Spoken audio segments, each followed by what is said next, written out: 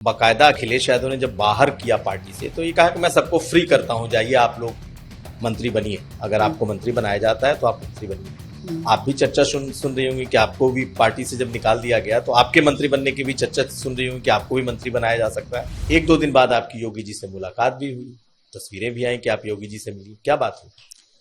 देखिए, वो मुलाकात एकदम कैजुअल था, जैसे एक विधायक मिलते हैं मुख्यमंत्री जी से।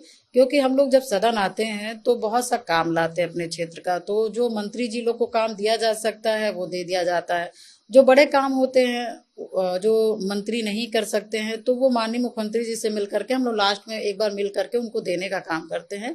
और जिससे जब मुख्यमंत्री जी को काम देते हैं तो कहीं ना कहीं क्षेत्र में विकास का उनका मतलब काम करते हैं। तो वो मुलाकात सिर्फ एक क्षेत्र के काम के लिए था। लेकिन पूजा जी, ये कहा जाता है कि जितने लोगों ने बगावत की आपके साथ उस वक्त, सपा से बागी होकर के या अलग होकर के उन्होंने वोट किया राज्यसभा में, औरों की महत्वाकांक्षा मंत्री बनने की हो सकती है।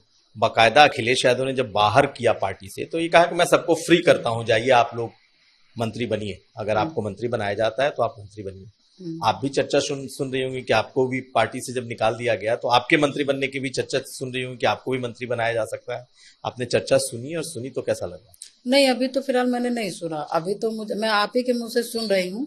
और मान लीजिए इस तरह का चर्चा है तो वो मेरे से कोई मतलब मेरे से कोई किसी तरह की बात नहीं हुई, किसी प्रकार का नहीं।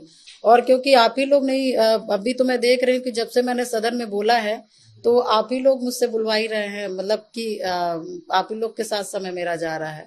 तो अभी तो मेरी किसी से किसी प्रकार की बात नहीं हुई है, क्योंकि मैं ईश्वर को बहुत मानती हूँ और मैं अपने मुंह से कभी झूठ नहीं बोलती। ईश्वर इस चीज से बचाए, अभी तक बचाए, आगे भी बचाए। मंत्री बनने की उम्मीद है कि अब आप मंत्री बनेंगी, क्योंकि फ्री भी हो गई? देखिए, मैंने तो कभी ये जीवन में सोचा ही नहीं, क्योंकि मैं तो विधायक बनने के बाद भी लड़ती रही। और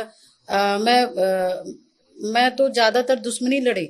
और आप समझ लीजिए अपने क्षेत्र का काम भी की, मगर आप समझ लीजिए कि मैं अतीक अहमद से लड़ते लड़ते राजनीति की हूँ। तो आप सोचिए कि मुझे बहुत संघर्ष करना पड़ा इस विधायकी में भी काम करने के लिए। तो मंत्री का तो कभी मैंने सोचा ही नहीं, सपने में नहीं।